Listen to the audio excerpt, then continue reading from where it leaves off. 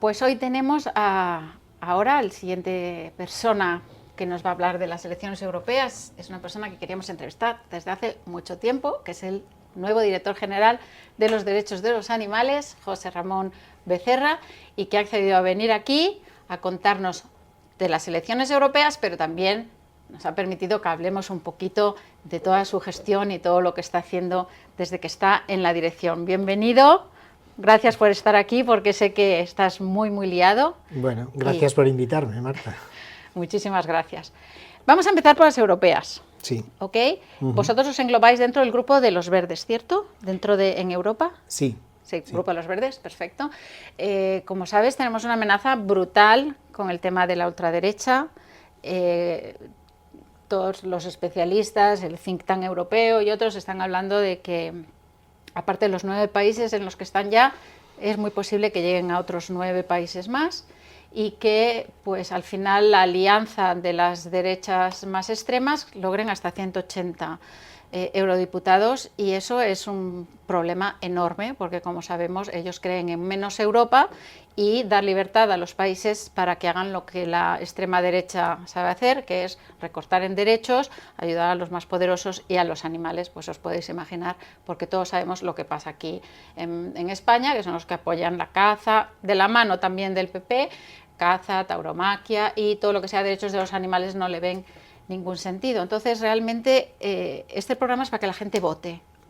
Queremos que escuchen a los que han aceptado venir y vote, porque si no, tenemos una amenaza enorme para personas, para animales y para el futuro, ¿no?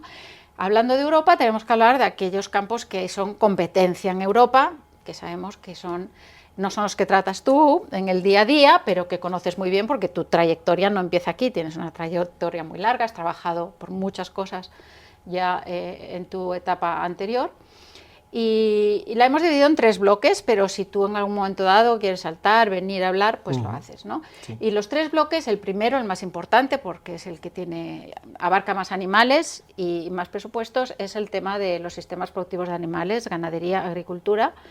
¿Y cuál es la postura de Sumar en cuanto a estos sistemas de producción actuales que están derivando en muchos casos macrogranjas, hacinamientos, sistemas de sacrificio terrible? ¿Cuál es vuestra postura y cómo queréis gestionar los aspectos negativos de estas producciones industriales?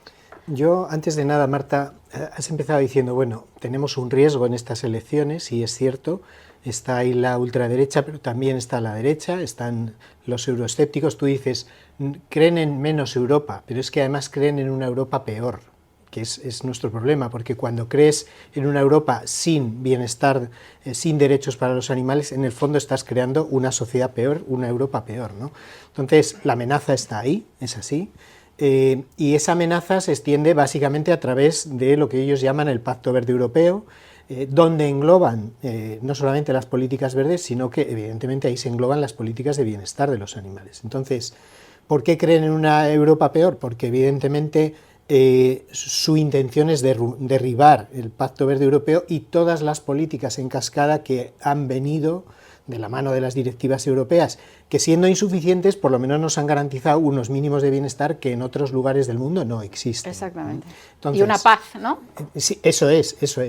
Entonces, ¿cuál es el drama que tenemos? Evidentemente, nuestro grupo cree en un Pacto Verde Europeo, cree en unas políticas de defensa, de protección de los animales ligadas, lógicamente, a unos sistemas productivos de producción de alimentos que garanticen los derechos de las personas trabajadoras, que garanticen la conservación del medio ambiente, que garanticen una lucha efectiva contra el cambio climático, que es fundamental, y lógicamente que estén basados en sistemas respetuosos con el bienestar de esos animales. Lo que estás defendiendo, y creo muy acertadamente, es que no se puede tomar la protección de los animales o el bienestar de los animales como un tema aislado y sacar directivas, sino que debe ser parte de una legislación mucho más amplia que abarca todo, ¿cierto? Porque una cosa además retroalimenta a la otra. Evidentemente, cuando hablamos de normativa, muchas veces es normativa sectorial, pero está englobada dentro de una estrategia. Y yo creo que tenemos que tener claro cuál es la estrategia de Europa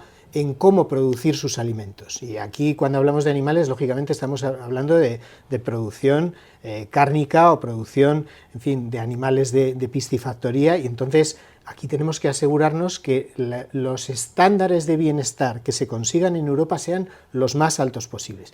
Ya sabemos que tenemos que buscar también un sistema alimentario con menos proteínas animales, basado en la medida de lo posible en dietas mucho más sostenibles desde todo punto de vista, desde el punto de vista de la salud de las personas, pero también desde el punto de vista de la salud del planeta. Y medioambiental, evidentemente. Pero eso quiere decir que vosotros abogáis por una incentivación o una transición hacia una dieta basada en plantas y una reducción del consumo de carne.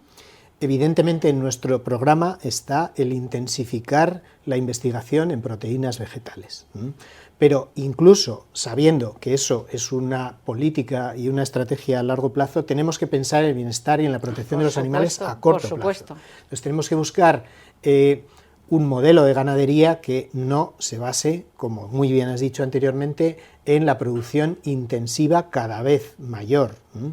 Y aquí tengo que decir una cosa muy clara. Mientras busquemos una mayor rentabilidad, mientras busquemos un mayor beneficio económico y más productividad de las explotaciones es más sufrimiento animal. Y eso es lo que tenemos que desmontar. O sea, estás diciendo quizá que el querer ir a una producción que lleva a precios más bajos, al final es menos salud, ¿es esto lo que estás intentando? Cuando lo que buscas es producir alimentos baratos, o lo vas a hacer a costa del medio ambiente, o lo vas a hacer a costa de los derechos de las personas trabajadoras, o lo vas a hacer a costa del cambio climático, o de la protección de los animales, o de las cuatro cosas a la vez. Normalmente de las cuatro cosas a la vez. Entonces, una cosa está ligada con la otra, y quienes nos escuchan tienen que tener muy claro que no solamente estamos protegiendo los derechos de los animales, sino que con eso van toda una serie de cuestiones, y para sumar son indiferenciables unas de las otras. Buscamos un pack completo que es mejorar ese sistema. Pero entonces, lógicamente, se puede transformar el sistema, pero después te encuentras que si el consumidor no lo sabe o no se entera, o sea, que eso tiene que ir a la paz dentro de ese paquete que has hecho holístico, vamos a llamarle, que incluye todo, debería de estar también la comunicación pedagógica al consumidor, ¿no? Claro, porque cuando hablamos luego, ahora hablaremos de las herramientas para conseguir eso, y una de las herramientas es la información a las personas consumidoras.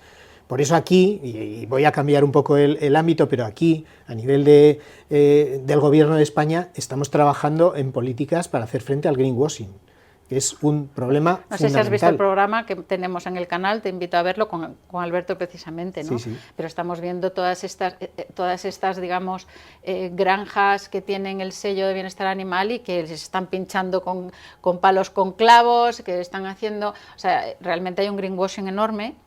Pero también es porque las etiquetas de bienestar animal las crean las propias asociaciones ganaderas. ¿No crees que deberían de proceder de instituciones del Estado o autonómicas? O sea, debería de estar fuera de sus manos, ¿no?, el control. Eso por supuesto, o sea, si queremos evitar el greenwashing, tenemos que evitar que sean las grandes corporaciones las que se definan a sí mismas como sostenibles o como respetuosas con el bienestar animal. Eso es imprescindible. Pues te lo ponemos ahí como de deber, ¿eh? Pero estamos trabajando, o sea, en nuestro ministerio, obviamente no es mi dirección, pero la Dirección General de Consumo. Pero habláis entre vosotros. La Dirección General de Consumo ahora mismo está tratando de llevar adelante una normativa para hacer frente al greenwashing. O sea, esto ya lo estamos haciendo en España. La cuestión es cómo lo hacemos a nivel de Europa. Entonces yo creo que la candidatura de Sumar, lo que tenemos en la capacidad ahora mismo es de decir, miren, esto ya lo estamos haciendo aquí, lo estamos empezando a trabajar aquí. Lo que estamos trabajando aquí, llevémoslo a Europa, compartámoslo con otros países, porque yo estoy seguro de que hay otros países que pueden trabajar también en esa línea. Es que si no lo sacas en Europa, hay que hacerlo con ellos. Está todo el tema también del transporte de animales vivos, todo este debate de los animales que salían de Cartagena. Hay algunos países del norte de África que han aceptado ya que se manden canales. Me cuesta decir esa palabra cada vez, e incluso hay países como Reino Unido ahora que acaba de prohibir. ¿Cuál es vuestra postura respecto al transporte de animales vivos? Hay que parar, el transporte de animales vivos hacia fuera de la Unión Europea hay que eliminarlo, pero incluso el transporte dentro de la Unión Europea se tiene que restringir porque son transportes a muy larga distancia Y aquí no podemos olvidarnos de que estamos en una situación de crisis climática donde las condiciones climáticas dentro de los países, sobre todo del sur de Europa, cada vez son más extremas. Pensemos que buena parte del sufrimiento animal ahora mismo se está produciendo en el transporte.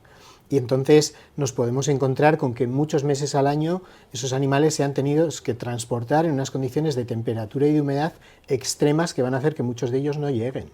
Entonces, en esto hay que trabajar sí o sí. Tenemos que buscar métodos alternativos de transporte, tenemos que buscar la reducción de los tiempos, tenemos que buscar que el transporte sea nocturno en lugar de diurno en determinados sitios, tenemos que buscar temperaturas máximas a partir de las cuales ese transporte se tenga que parar. Esto todo se tiene que reglamentar en la Unión Europea y ahora mismo el reglamento sobre transporte está parado.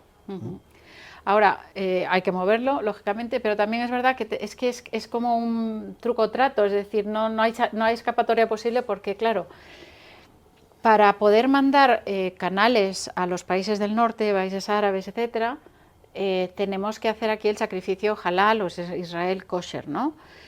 Ahora hay otro debate de si el famoso artículo 13 del Tratado de Funcionamiento de la Unión, que dice que en temas de bienestar animal se exceptúa las tradiciones, las religiones, etcétera, pero hay un debate y hay países que ya lo han prohibido, pero claro, si nosotros no hacemos ese sacrificio halal aquí, hay que volver a mandarlos vivos. Entonces dices, pues mira, no les mandamos ni vivos ni halal, pero entonces esos animales vienen desde Latinoamérica, 15 días en transporte, ¿no? Entonces, necesitamos a alguien muy inteligente que sepa cómo conjugar todo eso, porque no es fácil. Yo lo que creo es que todo lo que se produzca y se sacrifique en la Unión Europea se tiene que hacer con unas condiciones de bienestar animal mínimas, que es el aturdimiento. El aturdimiento no puede ser exceptuado. Se tiene que hacer el aturdimiento sí o sí. Pero entonces tenemos que dejar de exportar a todos, que yo encantada, pero la consecuencia es que entonces compran de lugares donde los animales dicen que es que es muy difícil. Pero esto mismo, hemos empezado hablando de la productividad. Claro, ¿por qué quieren los ganaderos europeos aumentar la productividad? Porque están teniendo un dumping, una competencia de países donde el bienestar animal y las condiciones de respeto del medio ambiente u otras condiciones son todavía peores. Entonces, aquí tenemos que tener claro también que ahora mismo el libre mercado es un factor que no solamente es perjudicial para las personas, para el medio ambiente, también lo es para los animales. Tenemos que ver de qué manera ponemos límites a ese libre mercado. A lo mejor tenemos que buscar la manera de, y esto la Comisión Europea ya lo ha planteado en su momento, poner una tasa de carbono a las importaciones de acero. ¿Por qué no a las importaciones de carne venida de terceros países y que se ha producido con sufrimiento animal? Arabia Saudí no lo va a hacer. No lo va a hacer. Pero bueno, tenemos que encargarnos de los La cuestión es, por eso decía al principio, ¿estamos construyendo una Europa mejor o una Europa peor? Y yo tengo claro que las opciones de derecha y de extrema derecha y euroescépticas quieren menos Europa y una Europa peor. Desde Sumar lo tenemos muy claro, queremos una Europa mejor. Y si queremos una Europa mejor, tenemos que buscar esos estándares, aunque haya otros países que no lo vayan a hacer, porque si no hacemos ese liderazgo nosotros, esto es como el cambio climático. Si no lo hace Europa, no lo va a hacer nadie. No, está claro. Vamos al tema de la PAC.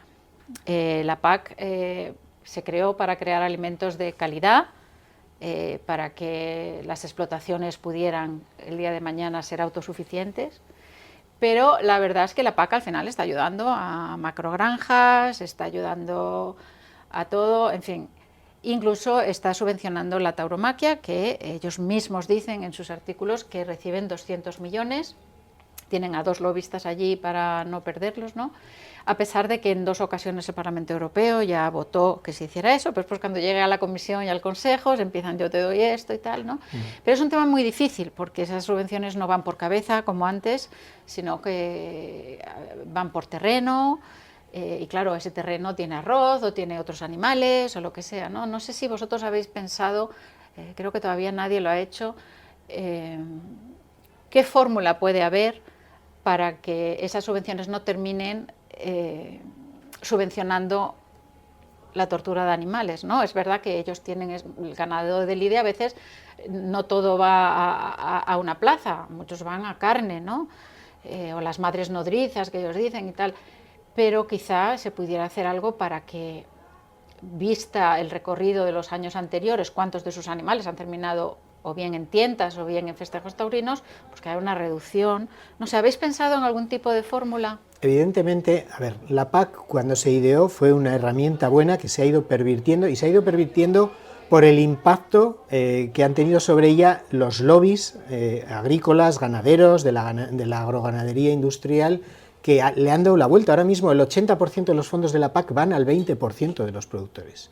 Y ese 20% sobre todo son terratenientes, grandes corporaciones, entre las cuales, entre los terratenientes, lógicamente están las ganaderías de lidia. Nosotros lo que estamos planteando es justo darle la vuelta a eso. O sea, cambiar el sistema desde... Claro, si cambias la PAC, evidentemente, quizás no consigas que la financiación de la tauromaquia sea cero, o de la producción del ganado de lidia, pero evidentemente si tú centras que el 80% de los fondos vayan a la producción agroecológica, que vayan a los pequeños y medianos productores, evidentemente estás cortando ese grifo de una forma bastante, en fin, sustancial, ¿no? Y yo creo que tenemos que buscar que la PAC no solamente nos ayude a proteger más el bienestar de los animales, sino, lógicamente, tener un medio ambiente más sano, reducir el uso de antibióticos, reducir el uso de pesticidas, reducir el uso de agroquímicos. Es todo un conjunto de medidas la PAC. De todas formas, yo sí creo que, ojalá si se crea, porque hasta ahora la Unión Europea ha tratado el tema de bienestar animal siempre relacionado con temas comerciales, es decir, la producción, que no haya... pues que si los alemanes protegen mucho, entonces se va a vender más su carne, entonces España tiene que tener las mismas medidas, pero no realmente por el bienestar animal. Estaría muy bien que hubiera una dirección general, un comisario, lo que fuera, ¿no? Que se hiciera bienestar animal por los animales exclusivamente. Vamos a ver si se consigue. Pero yo creo que con la PAC también sería bueno el poder introducir algo que se base, que como ustedes están mandando, son libres, que tienen ustedes la competencia de cultura, que ojalá se pueda eliminar ese artículo 13, sí. Pero mientras ustedes tengan por maltrato animal esto, pues tienen una penalización. O sea, creo que es importante visibilizarlo. Sí, pero fíjate, es que esto se ha aprobado ya varias veces en el Parlamento Europeo, y la última vez se hizo a instancia de un europarlamentario verde español. O sea, pero quiero decir, al final el Parlamento Europeo se ha pronunciado, y además con mayorías bastante aplastantes. La cuestión es, cuando luego toca votar la PAC, se vota distinto la PAC. Pero tengamos en cuenta que la PAC se vota cada 5 años. Es decir, tenemos una PAC aprobada el año pasado, pero en la próxima legislatura se va a volver a aprobar la PAC. Entonces, es fundamental que las mayorías en el Parlamento Europeo no sean las que estamos temiéndonos, que sean unas mayorías que busquen una PAC distinta, que busquen una Europa mejor, y por lo tanto es fundamental votar a opciones como Sumar, que evidentemente van a buscar una PAC más orientada a otro modelo agroganadero, claro. Pues sí, nos jugamos mucho, de verdad. Es que no puedo dejar de repetir lo importante que es que votéis en estas elecciones. Vamos al tema de animales de laboratorio. Sí. Okay. Hay unas leyes actuales que desgraciadamente no se están aplicando como se deberían, y lo ideal sería ir desarrollando pues más alternativas a la experimentación animal. ¿Cuál es vuestra postura? Y aquí sí que te voy a pedir también a nivel nacional. Sí, vamos a colar un poquito por ahí. Sí, sí.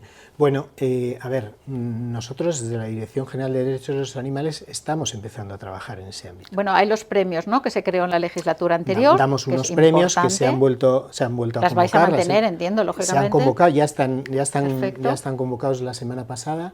Y también estamos trabajando con el Ministerio de Agricultura para entrar en el comité español donde se está trabajando la reducción de los animales, del uso de animales en la experimentación. Evidentemente no vamos a liderar ese grupo, pero sí creo que es importante que, además de haber voces de otros ministerios, haya una voz que específicamente nos estemos preocupando del bienestar de los animales. Lógicamente lo que decía es inversión, ¿no?, porque creo que se invierte cero en España actualmente, excepto los premios. Se invierte cero en buscar alternativas a la experimentación animal, ¿no? Claro, o sea, aquí lo que tenemos que buscar es ser más ambiciosos. Tenemos una directiva europea que además se acaba de reformar y que se puede seguir reformando y se puede seguir trabajando. Y luego tenemos una aplicación que a nivel de España la infraestructura la tenemos, o sea, hay que saber que España en los últimos años ha reducido un 20% el uso de animales, pero lo estamos reduciendo menos que otros países. O sea, hay países como Francia o el Reino Unido que han reducido un 30, un 40%. Nosotros estamos en un 20%. Entonces, tenemos que ser más ambiciosos, tenemos que poner dinero encima de la mesa, tenemos que poner financiación, herramientas, planes de actuación. Bueno, pues, ¿y después qué se puede hacer para que se aplique la normativa? Porque hemos visto el caso Vivotecnia y todavía no se ha estipulado que va a haber cámaras o que va a haber algo que pueda evitar que vuelva a suceder. ¿Tenéis algo en mente en este sentido? Buena parte de la normativa en esta materia no nos corresponde a nuestro área de competencia dentro del Gobierno, pero, por ejemplo, sí que estamos pensando en modificar la normativa sobre núcleos zoológicos para introducir, claro, porque esto es importante, porque hasta ahora los núcleos zoológicos estaban restringidos a los animales de producción o de renta, pero hay núcleos zoológicos, como muy bien dices, en centros de experimentación, en fin, en un montón de lugares.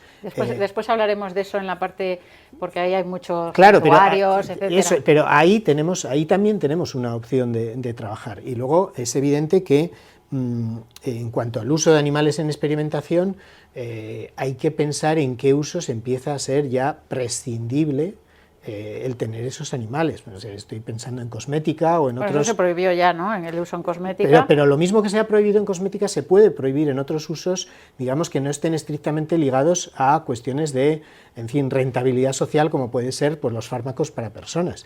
Hay un ámbito, por ejemplo, que es el de los fármacos veterinarios, que no está dentro de la directiva. Bueno, y gente que se pasa la vida investigando, o sea, viven de proyectos, de financiación de proyectos, que no ha llegado ninguno a término, ¿no? Poner un límite a eso, porque al final experimentar con animales es su forma de vida, pero no ha conseguido ningún tipo de proyecto. Habría que poner un límite. Oye, mira, ya has hecho 3 proyectos, pues no sé.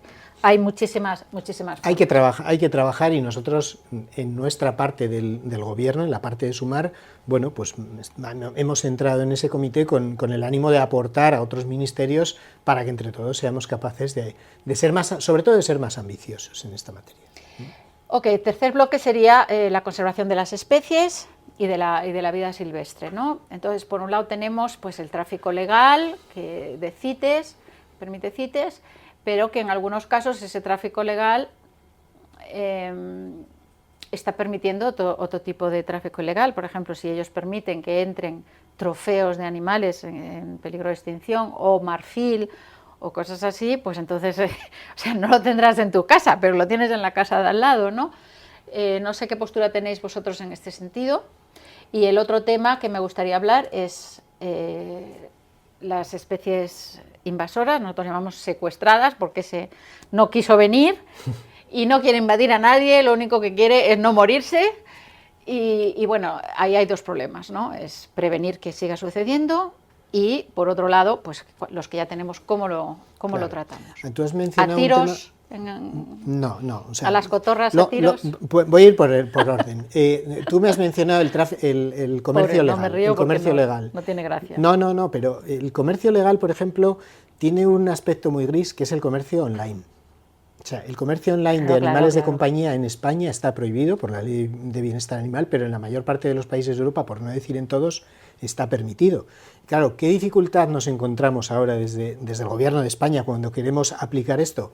Pues que obviamente si no empleas un ámbito como el europeo, pues que te puedes encontrar servidores que están en otros países donde no puedes hacer nada sobre eso. Entonces, a mí me parece que el comercio online es ahora mismo una de las principales fuentes de comercio ilegal, tanto de especies protegidas como de trofeos de caza, como otras múltiples cuestiones, y yo creo que en este tema en Europa tenemos que conseguir que Europa se posicione sobre esto.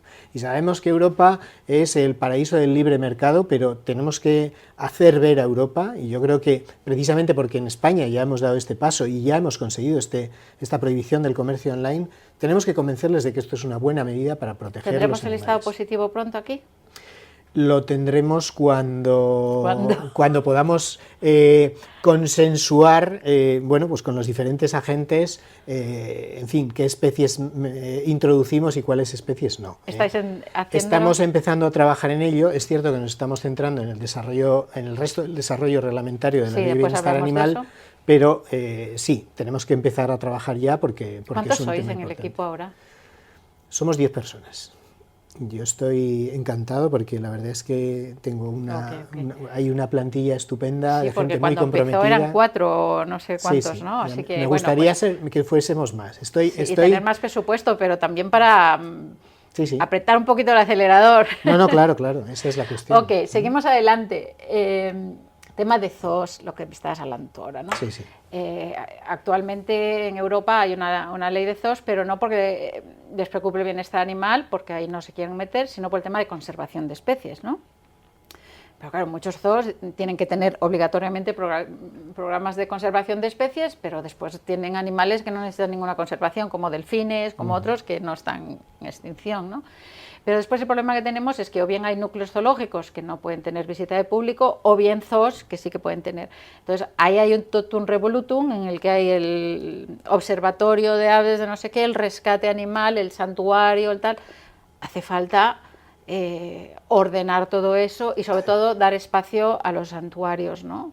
Que tenemos aquí, que luchan tan duro, ¿no? Claro, o sea, cuando yo te decía que había que revisar la normativa de núcleos zoológicos, bueno, me refería a todo tipo de centros y de espacios donde conviven animales de diferentes, en ocasiones de diferentes especies, e incluso regulados por diferentes normativas, porque podemos encontrar santuarios, como muy bien dices, donde hay animales de producción o renta, o que eran animales de producción o renta, junto con animales de compañía. Entonces, eso lo estamos empezando. Y animales silvestres. Y animales silvestres. Como un jabalí. Efectivamente. Entonces, eso lo estamos empezando a trabajar en colaboración con el Ministerio de Agricultura. No puedo decirte cuándo terminaremos, pero estamos empezando un camino que yo creo que puede ser fructífero porque, como dices, tenemos que ordenar todo esto. Esto es un totum revolutum donde tenemos que pensar muy bien qué se le tiene que exigir a cada lugar, en primer lugar para garantizar unas condiciones de sanidad animal que hagan que esos animales no enfermen y no se transmitan esas enfermedades entre ellos, y en segundo lugar para garantizar unos mínimos de bienestar. ¿Y tenéis en mente el tema de santuarios específicamente? Sí. ¿Y sí. ¿Qué queréis hacer en ese sentido? Bueno, tenemos que hablar con todo el sector, pero evidentemente digamos un refugio permanente, que es como le llamamos nosotros, un refugio permanente donde esos animales van a vivir durante toda su vida y lo que se pretende es que se mantengan vivos. Hay que aplicar, porque no puede ser de otra manera, la normativa de sanidad animal, pero es cierto que en esos animales que nunca van a ser para producción, ni para renta, ni para consumo de las personas y demás, tenemos que buscar la manera de que esas normativas de sanidad animal, en un momento dado, quitando excepciones muy puntuales, bueno, pues los tratamientos veterinarios que se les puedan dar sean para prolongar su vida y su bienestar, y digamos que la cuestión del sacrificio pues sea solamente en casos muy puntuales y particulares. ¿Y os estáis encontrando muchas barreras para eso? Estamos empezando a trabajarlo. Esto es un tema que lo tenemos claro y que queremos avanzar por ahí, y bueno, pues tenemos que hablar dentro del gobierno, como digo, estamos empezando a trabajar con el Ministerio de Agricultura y tenemos que buscar la manera de, en fin, llegar a acuerdos que sean satisfactorios y que al mismo tiempo, como decía, protejan la salud y la sanidad de los animales, pero también su bienestar. Supongo que estás en contra de las granjas de pieles, ¿o no? Claro. No estoy yo personalmente solo en contra, Sumar estamos en contra, y en nuestro programa electoral tenemos claro que el tema de las granjas de pieles es una de las cuestiones a las que tenemos que hacer frente desde el ámbito europeo. Ok, y tenéis... ¿Estáis de acuerdo en que haya un organismo específico para el bienestar animal en Sí, porque Europa? Fíjate, antes hemos estado hablando que la PAC, que pudo haber sido una buena herramienta, al final se pervirtió fundamentalmente por la presión de los lobbies. En Europa tienes miles de personas con sueldo, tiempo suficientes y ganas para echar abajo cualquier medida que suene a mejorar las condiciones de vida de los animales o el medio ambiente. Necesitamos que un comisario específicamente trabaje en estos temas, precisamente para poder hacer frente a todo eso y para además tener una visión transversal de otros aspectos de la gobernanza europea donde puede que el bienestar de los animales también esté en tela de juicio. Sí, porque es que además nos encontramos cosas increíbles como el compromiso del pollo. Vamos, como si fuera la bomba del bienestar animal, que realmente lo que hacen es un cambio genético para que son broilers, los venden como pollo rural y viven una semana más. ¡Buah! La bomba.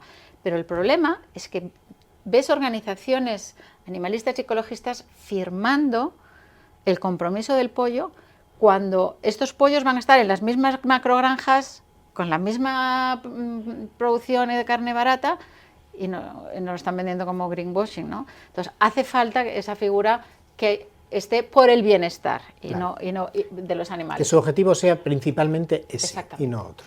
Bueno, después tenemos el Reglamento Europeo de perros y gatos para la cría y el comercio, que una vez más, como no es competencia de la Unión Europea, el bienestar animal, digamos, ellos lo hacen porque no haya una competencia desleal entre países, ¿no? Desleal, y lo que quieren es controlar pues que la trazabilidad total de esos animales y que por lo tanto pues no haya todo ese tráfico que no se sabe ni de dónde viene ni en qué condiciones viene, ¿okay? Ya la hemos liado aquí en España, ya tenemos a la Real Federación de Caza intentando presionar en Europa para que los perros de caza también sean excluidos de ese reglamento. ¿Cómo lo veis y cómo crees que podéis actuar para evitar que una vez más haya exclusiones? Bueno, aquí te voy a dar una buena noticia. Ojalá. Quienes hemos estado negociando y construyendo ese reglamento en Europa ha sido nuestra Dirección General.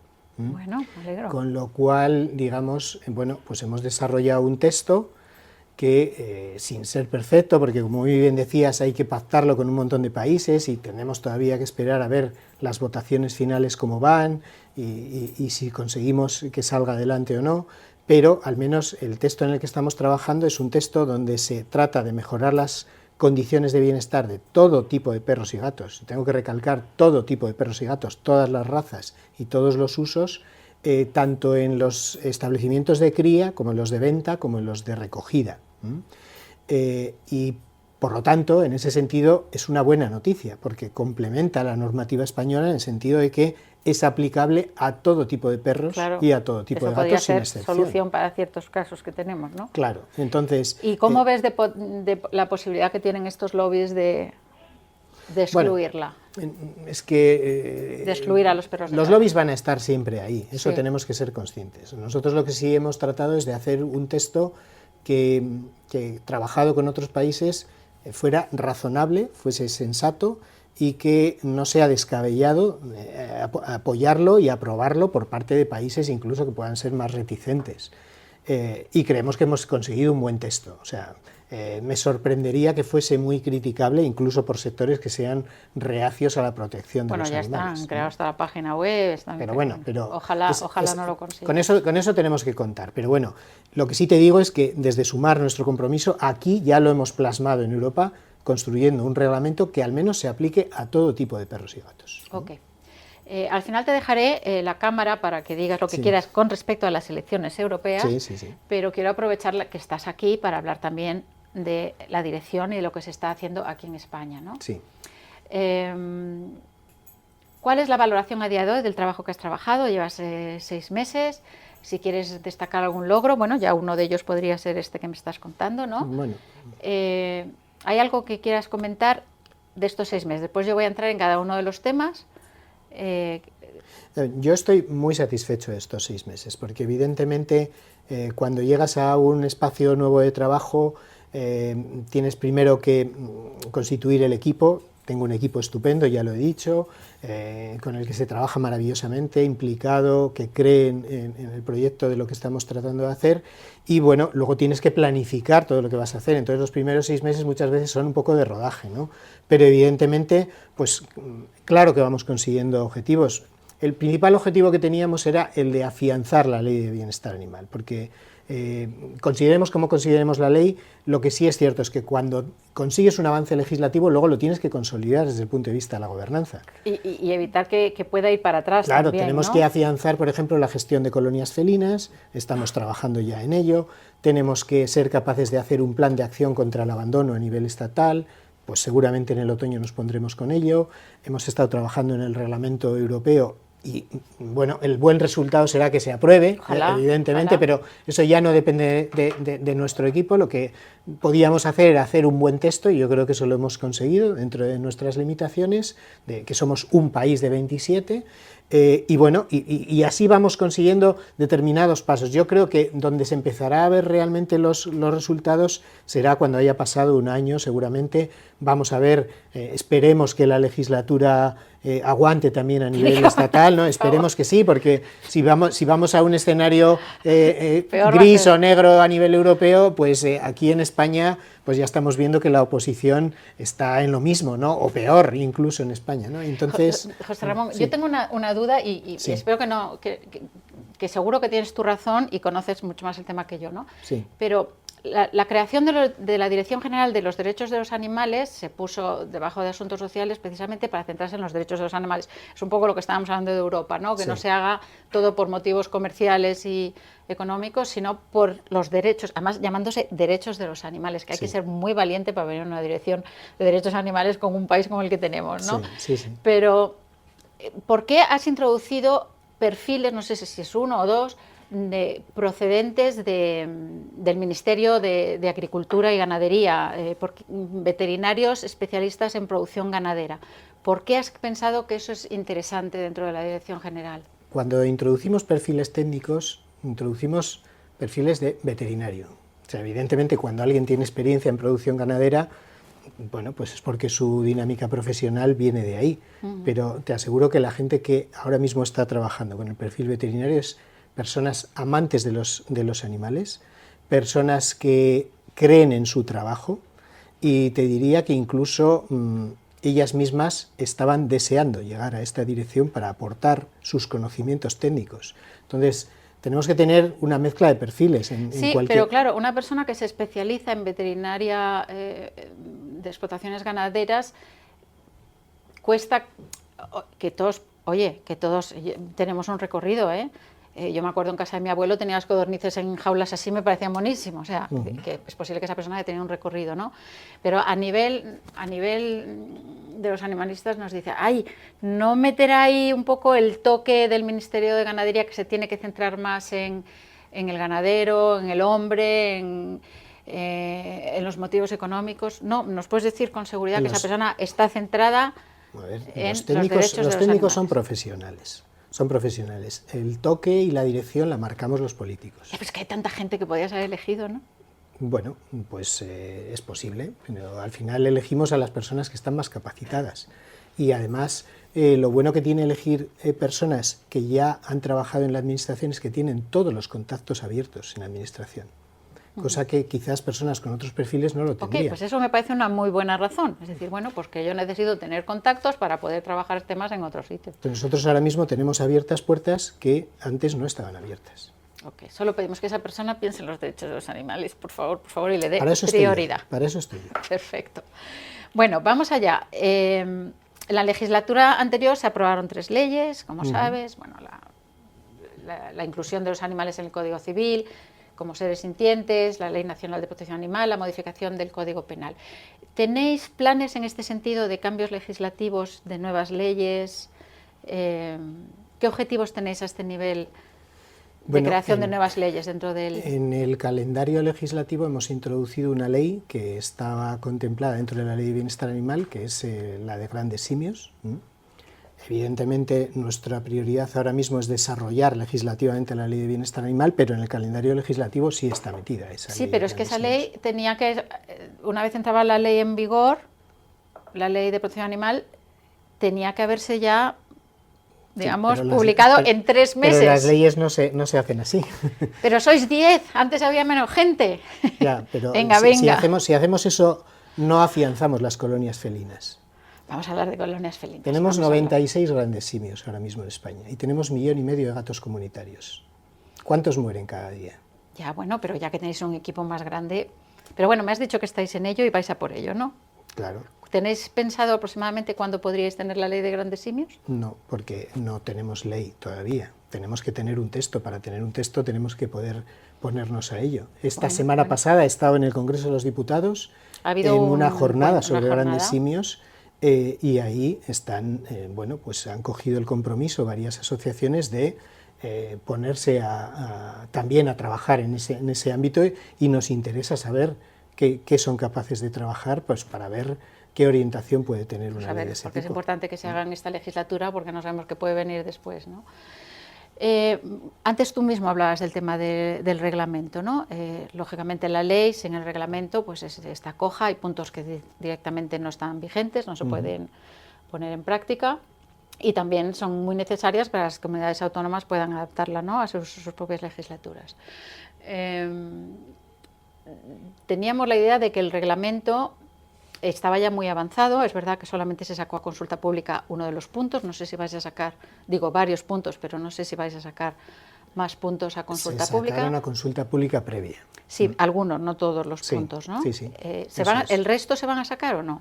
Claro, porque el reglamento se va, o sea, el desarrollo de la ley se va a dividir en dos partes. Por un lado, el desarrollo reglamentario de lo principal y luego la parte del listado positivo que se va a dejar para una segunda fase. Okay. Entonces ¿Y cómo va el tema del reglamento? Estamos terminando un primer texto que luego ya hay que empezar pues, con toda su tramitación. Hay que someterlo a la consideración de las comunidades autónomas, luego habrá que hacer periodo de exposición pública, etcétera, etcétera. O sea que, y no tenéis fecha todavía tampoco de cuándo se puede tener el problema es que las tramitaciones de un Real Decreto dentro de un ministerio y dentro de un gobierno pues no son una ciencia exacta. A mí me gustaría tener un primer texto borrador para someter ya al exterior, digamos, pues en torno a julio, al mes de julio, bueno, y que pudiéramos intentar que estuviese aprobado a finales de año, pero es más un deseo que una certeza. Ok. Vamos al tema de las gestiones de población felinas. Tenéis pendientes la directriz técnica, entiendo. Sí. La vais a sacar a consulta pública. Claro. Sí. Y en este momento entiendo que se está haciendo teniendo en cuenta la opinión de las organizaciones que incluso claro, diría yo de las alimentadoras, ¿no?, que están en el día a día. ¿Cómo se está creando? ¿Se está creando teniendo en cuenta todas estas...? Estamos sometiendo diferentes borradores a la opinión de personas expertas y de personas que se dedican cotidianamente a la gestión de colonias felinas y personas que no, que son del ámbito veterinario, o sea, que son diferentes personas también, expertas, eso es. Yo creo que la semana que viene ya podremos lanzarlo, podremos someterlo al criterio de las comunidades autónomas y a partir de ahí pues haremos una exposición pública, como no podía ser de otra manera. Ok, perfecto. Es muy importante que se tenga en cuenta porque es que si no al final va a continuar la guerra, ¿no?, con los ayuntamientos. Es muy importante que los ayuntamientos lo tengan muy muy claro. A ver, una de las cosas que nos preocupa y que estoy convencida que nos vas a poder tranquilizar es el tema de la comisión bilateral que se creó con la Comunidad Autónoma del País Vasco y de Extremadura. Sí. Y que teníais que hacer sí o sí porque si no lo iban a llevar al Tribunal Constitucional. Correcto. Y todos sabemos que el Tribunal Constitucional ahora no es que nos vaya a favorecer precisamente a los animales. Entonces os visteis obligados a crear esa comisión y negociar ante el peligro de que el Tribunal Constitucional pues pudiera tumbar la ley o muchos de los puntos de la ley. Pero claro, costó mucho la ley, hay muchas cosas de la ley que no gustan, pero si hay algo que en el que todo el mundo está de acuerdo es el tema de colonias felinas, porque fue un avance ejemplar, ¿no? Sí.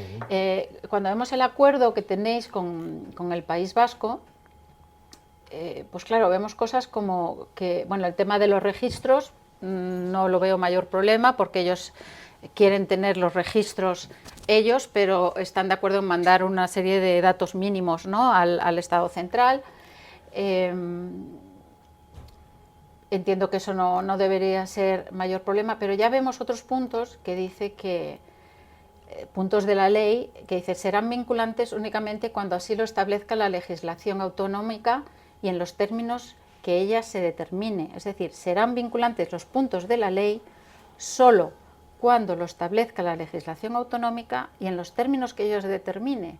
Claro, ahí vemos cosas como desde programas territoriales de protección animal, la recogida de atención de animales, las obligaciones de los centros públicos de protección animal, los animales silvestres, vemos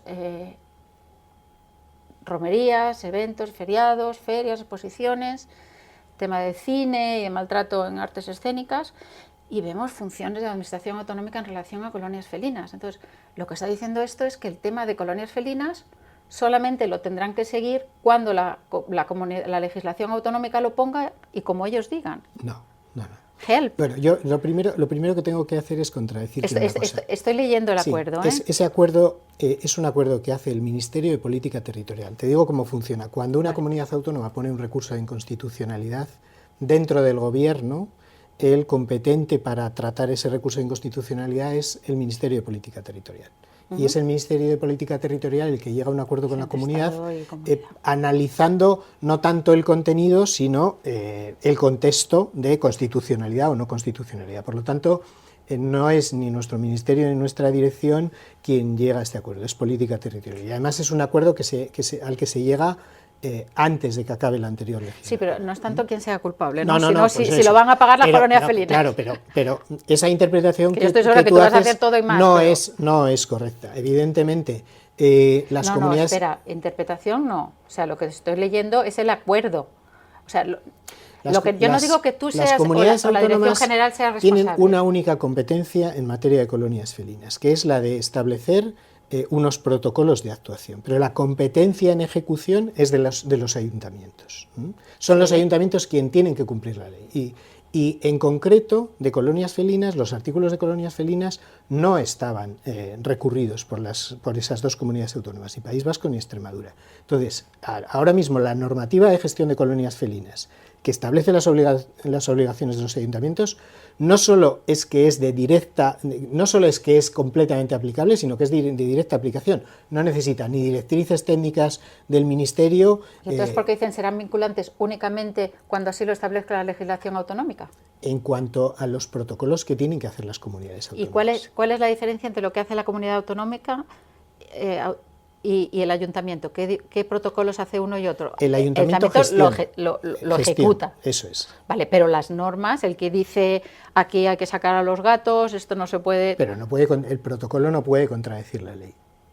El protocolo que haga una comunidad autónoma no puede contradecir la ley. Yo por esto no lo entiendo, porque está mencionando los artículos de la ley, que específicamente es el artículo 40, dice, en relación con los artículos tal, 40, se establecerá el carácter orientativo y programático de las previsiones, que serán vinculantes únicamente cuando así lo establezca. Entonces, entiende que nos asuste este tema, porque yo no lo que veo aquí es que el artículo 40 solo será vinculante cuando así lo establezca la legislación autonómica y como la autonomía lo Nosotros lo que sí vamos a garantizar es que el desarrollo reglamentario de la ley va a ser aplicable de igual manera en toda España.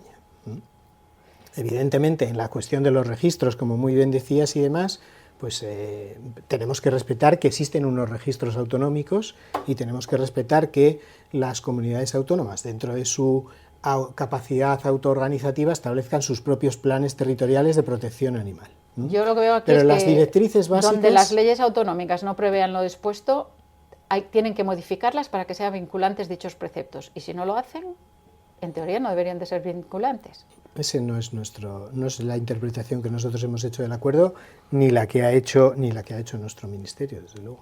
Pues de verdad que así lo espero, ¿no? Por ejemplo, temas que me vienen ahora, el tema de obras, por ejemplo, que vivimos los que nos encargamos en nuestro tiempo libre de estas cosas, los gatos que hay en obras, ¿no?, que no se está siguiendo la ley en absoluto. Se prevé crear espacios como por ejemplo hay en Olesa de Montserrat, que es maravilloso, simplemente ponen un espacio cerrado, vallado, donde tienen sus camas, donde tienen su comida y los animales van a ir ahí en vez de ir a la obra hasta que se acabe esa obra. ¿Eso lo dice la ley? ¿Esto se va a aplicar? Pero es que lo dice la ley. ¿Cómo no se va a aplicar? ¿Cómo se va a aplicar? No se está aplicando, lo sabes, ¿no? Bueno, pero la ley dice claramente que se va a aplicar. ¿Y qué se puede hacer para que se aplique? Destinar más fondos, entiendo, ¿no? A ver, cuando nosotros nos planteamos un plan de acción para afianzar la gestión de colonias felinas, es porque evidentemente nos encontramos con que un 80% de los municipios españoles tienen menos de 5.000 habitantes y por lo tanto tienen unos recursos limitados. Entonces, ¿qué estamos planteándonos desde la Dirección General? Pues dos cuestiones fundamentales. Primero, dar unas directrices técnicas muy claras de lo que hay que hacer y cómo se debe hacer, para que ellos tengan esas guías y esas directrices y puedan cumplirlas. Y segundo, estamos buscando la manera de mejorar la financiación de ayudarles a financiar estos programas de gestión de colonias felinas. Tenemos una línea de subvenciones que seguramente va a salir en las próximas semanas, ya se empezó el año pasado y nuestra idea es avanzar en esa línea. Claro, darles financiación y darles los conocimientos técnicos que tienen que tener para hacer su trabajo.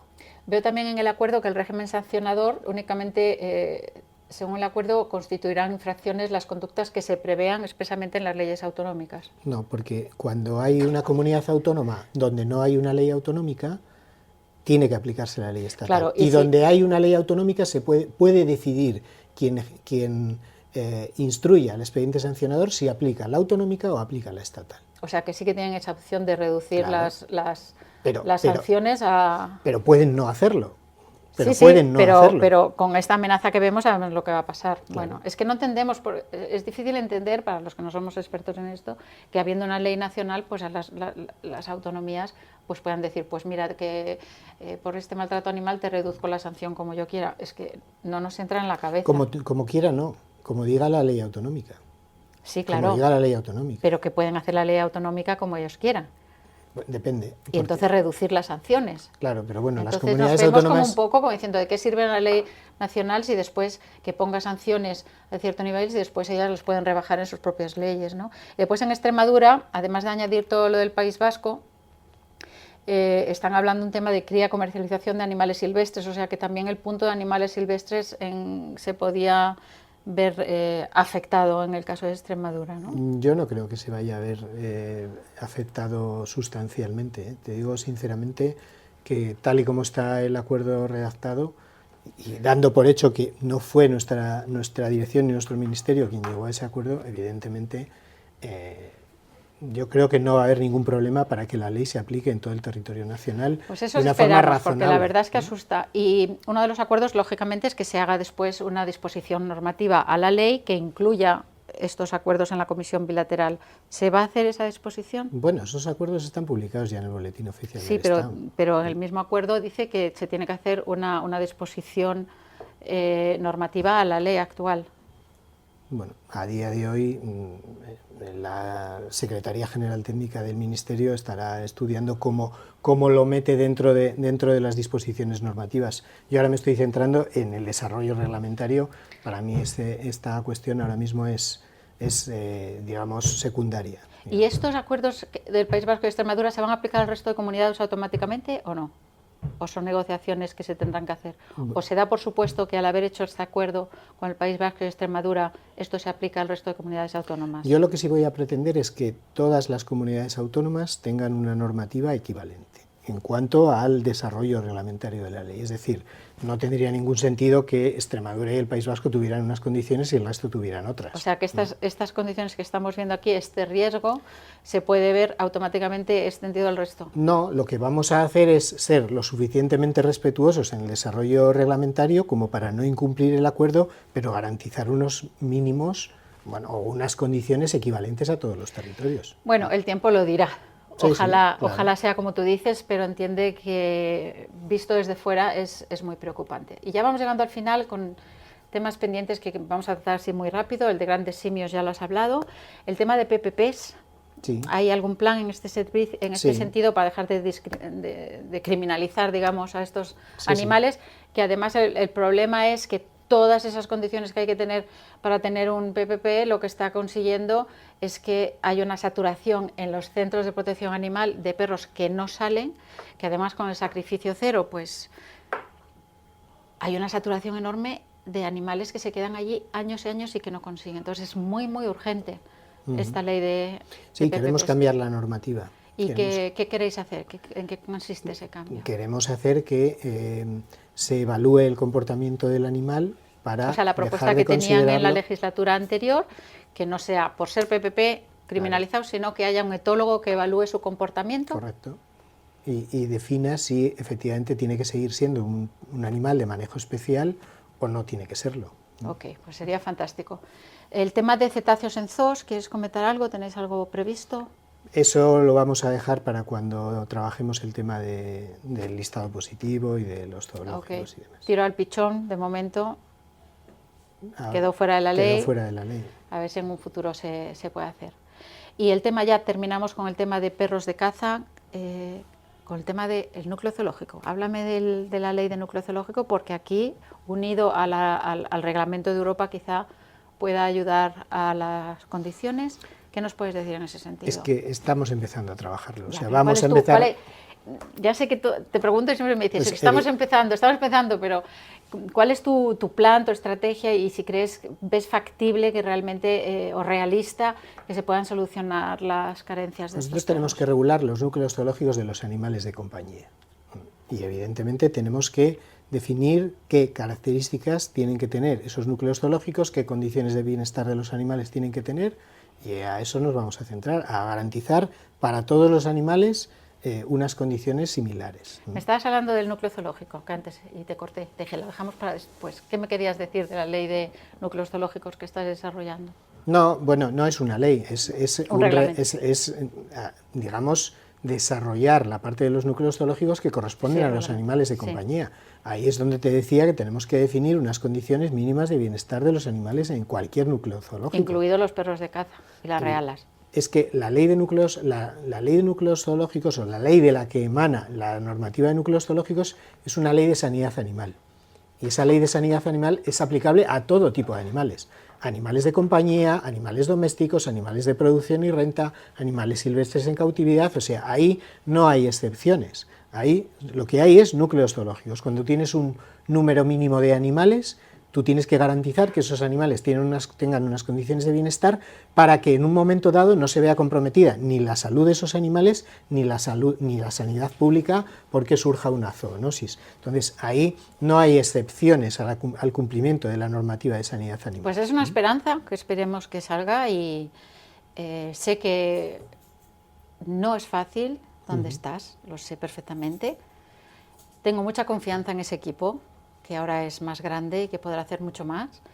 Y sé que te vas a tomar en serio, como dije en un programa, que la historia haya puesto en tus manos algo tan novedoso, ¿no? Pero tan importante como es encargarse de las vidas de miles y millones de animales que están en tus manos. Y es una gran responsabilidad. Están en las manos de todos, pero están también en tus manos, y sé que vas a poner todo de tu parte.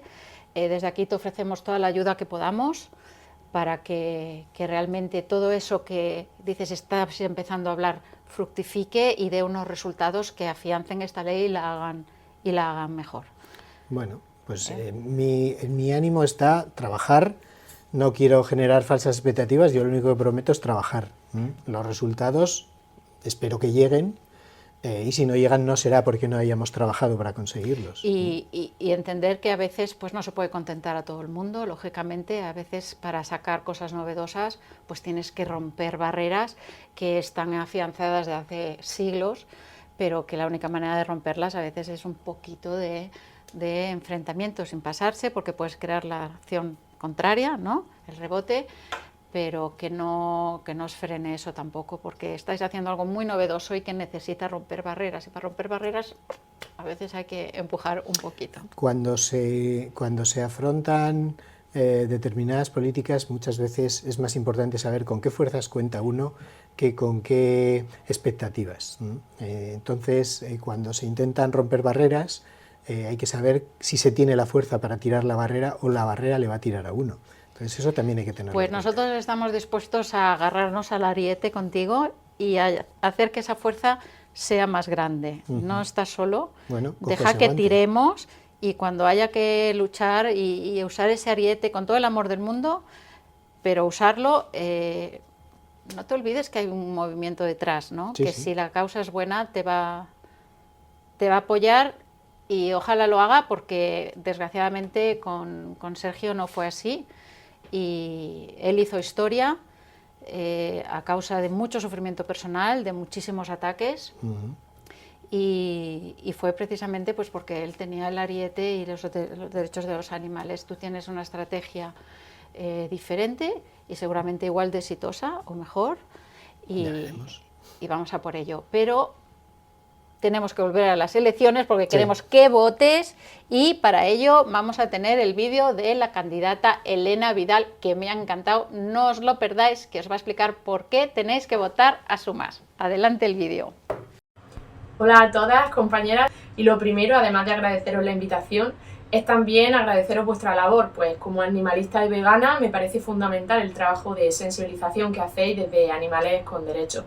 Y quiero deciros que en Sumar el cuidado de los animales es algo prioritario. Lo demostramos por un lado con nuestro ministro de Cultura, Ernest Urtasun, que ha quitado los premios nacionales de la tauromaquia, y por otro con mi compañero José Becerra, director de Derechos de los Animales, y que estará hoy con vosotras y vosotros, y que además está impulsando el desarrollo de la Ley de Bienestar Animal. Asimismo, en Sumar hemos firmado y apoyamos la ILP No en mi cultura, pues estamos convencidas de que va a ser un éxito, ya que la mayoría social no apoya ni disfruta con el maltrato animal. Sobre el programa europeo puedo contaros que vamos a ampliar y a mejorar las condiciones de los animales con propuestas ambiciosas, empezando por la limitación de los estudios con animales y promoviendo alternativas éticas, impulsando una ciencia sin animales. También vamos a reducir el uso de antibióticos, aumentar la sanidad animal y dar prioridad al tratamiento de los animales individuales enfermos por encima de medicar a todo el grupo. Fundamental también me parece que vamos a desarrollar un plan de apoyo a la proteína vegetal y que queremos aumentar la gama de productos vegetales a través del impulso en investigación para que haya alternativas en el mercado con precios accesibles. También vamos a poner fin a las megagranjas de animales y la crueldad hacia los animales en la ganadería industrial. La Comisión Europea no hizo nada con la histórica iniciativa ciudadana europea para poner fin a la era de las jaulas, pero nosotras lo vamos a impulsar y vamos a llevar esa lucha de la ciudadanía para que finalmente se prohíban las jaulas. También vamos a continuar luchando por reglas más estrictas para proteger a los animales durante el transporte comercial y apoyamos la prohibición del transporte de animales no destetados y de las exportaciones de animales vivos a terceros países que no respetan las normas de bienestar animal en la Unión Europea. Apoyamos plenamente la iniciativa ciudadana sobre una Europa sin pieles y la puesta en marcha de un paquete de medidas para proteger el bienestar de las especies acuáticas. Vamos a acabar también con prácticas crueles como la matanza sistemática de patitos machos, la alimentación forzada, el cultivo de pieles y las corridas de toros. Y no más fondos europeos para la tauromaquia. Asimismo, promoveremos medidas para mejorar el bienestar y la conservación de los animales salvajes. Impulsaremos una nueva regulación europea de animales de compañía para poner fin a las malas prácticas de cría, acabar con el comercio ilegal y asegurar también el bienestar de nuestros compañeros animales. Impulsaremos el bienestar animal como eje de acción estratégico en la agenda de la nueva Comisión Europea y estudiaremos la creación de un comisionado europeo de bienestar animal. Por tanto, el próximo 9 de junio, el voto verde y animalista está en Sumar. Bueno, pues me ha encantado el vídeo de Elena y aquí te dejo la cámara para que digas tu último minuto de por qué deben de votar a Sumar. Hola, soy José Ramón Becerra, soy director general de Derechos de los Animales en el Gobierno de España y estoy aquí para pedirte el voto en estas elecciones europeas para Sumar. La candidatura de Sumar, encabezada por nuestra candidata Estrella Galán, tiene un compromiso firme por los derechos de los animales, tiene un compromiso firme por mejorar Europa, por hacer una Europa mejor, más verde, más justa, más sostenible y, sobre todo, una Europa que garantice, que asegura, que protege la vida, los derechos de los animales y su bienestar. No solamente es una promesa, lo estamos haciendo ya, lo estamos haciendo en el Gobierno de España, lo estamos haciendo en todos aquellos sitios donde hemos tenido la oportunidad de formar parte del Gobierno y ese compromiso que tenemos, ese saber hacer que tenemos, evidentemente lo vamos a llevar hasta Europa, pero para eso necesitamos tu voto, necesitamos tu apoyo, es un apoyo del que no te vas a arrepentir y es un apoyo que lo van a agradecer miles, millones de animales en nuestro continente y en nuestro país.